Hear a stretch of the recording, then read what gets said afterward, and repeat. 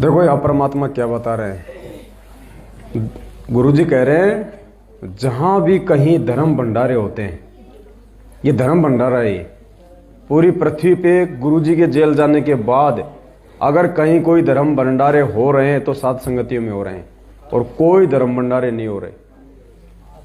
और जहां धर्म भंडारे होते हैं, और वो भी विशेषकर इस कबीर परमात्मा के इस पंथ में, वास्तविक यथार्थ इस 13वें कबीर पंथ में, तो परमात्मा ने क्या बताया।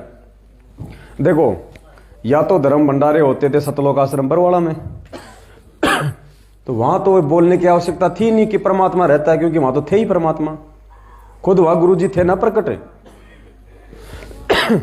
ये आज के लिए हमें परमात्मा ने संकेत किए हैं ताकि हमारे को ये जो है, हमारे को ये विश्वास हो कि आज वो परमात्मा हमारे पास में है, यहीं पे कहीं न कहीं बैठा हुआ है, पता नहीं कौन से भगत के रूप में बैठा हुआ है। तो क्या कह रहे हैं परमात्मा कि जहां भी धर्म भंडारे होते हैं वहां वो परमात्मा अवश्य आता है, बेस बदल के आता है, हम उसको देख नहीं पाते। सुनो, परमात्मा भी कहते हैं जहां जन से महिमा सुनो तहां मैं गवन करंत। जहां मेरी चर्चा होती है, जहां मेरा भक्त मेरी याद करता है, मैं वहां पहुंच जाता हूं, पर भेष बदल लेता हूं, वहां मैं किसी के पहचान में नहीं आता। जैसे धार्मिक भंडारे ये अच्छे काम होते हैं, वहां परमात्मा पहुंच जाते हैं। तो धर्मदास जी ने कहा, भगवान नो कहते भाई, कोई जहां धर्म भंडारे होते हैं ना, वहां मैं जाता रहता हूं और लोगों को समझाता रहता हूं।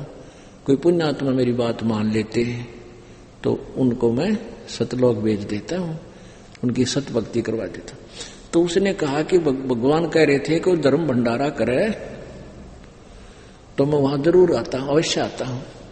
तो आमनी देवी ने कहा, तो भंडारा कर दो आपका दुख मेरे से देखा नहीं जाता, और आप मर गए तो मैं क्या चाटूंगी इस धन में, मैं क्या करूंगी इस धन का, आग लाऊंगी। आप खुले हाथ से भंडारा करता। धर्मदास ने 3 दिन का भंडारा ऐलान कर दिया, चिट्ठियां लिखवा दी, साधु संता दो रख शायद आ जाए। साधु संत भी आ गए, भगत भी आ गए। 3 दिन।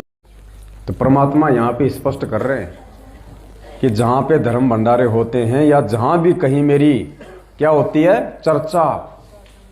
अब एक बात बताओ पुण्यात्मा, आप विचार करो। अब मध्य प्रदेश के मंदसौर में जो सत्संग था 15-20 दिन पहले, जहां पे गोली चली और वहां का कोऑर्डिनेटर मर गया, आप यकीन मान लेना वहां पे परमात्मा की चर्चा नहीं हो रही थी।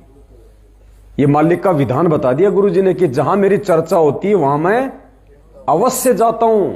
अगर उस सत्संग में अगर इस परमेश्वर की अगर होती चर्चा, तो क्या वहां परमात्मा नहीं जाते? और परमात्मा जहां जाते तो क्या वहां किसी की औकात है कि उसके बच्चे की उंगली का नाखून भी उतार दे? गोली मारी है, मौत हुई है, तो वहां परमात्मा। अब इससे बड़े कोई प्रमाण नहीं मिलेंगे कि परमात्मा आज संगत में किसके साथ है।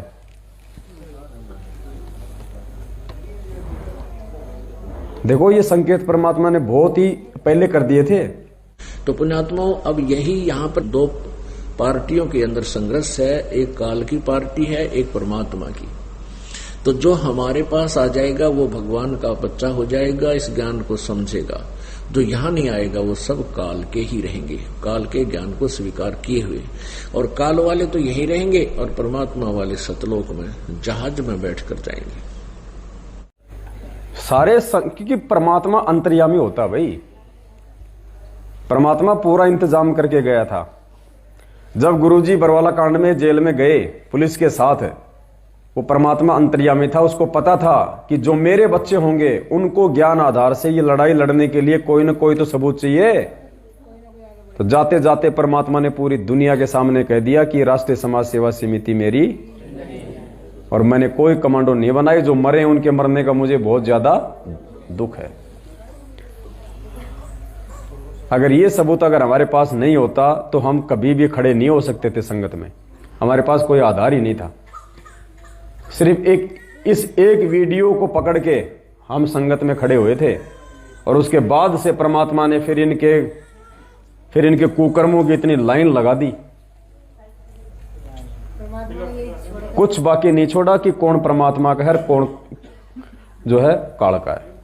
तो ये दो पार्टियां परमात्मा ने पहले ही सत्संगों में बोल रखी थी, और हमारा सौभाग्य है कि हम उस परमेश्वर वाली पार्टी के मेंबर बन गए। और इस परमेश्वर की पार्टी के मेंबर बनने के बाद भी अगर हम उस परमेश्वर के वचन पे नहीं चलेंगे तो फिर फायदा नहीं रहेगा कोई।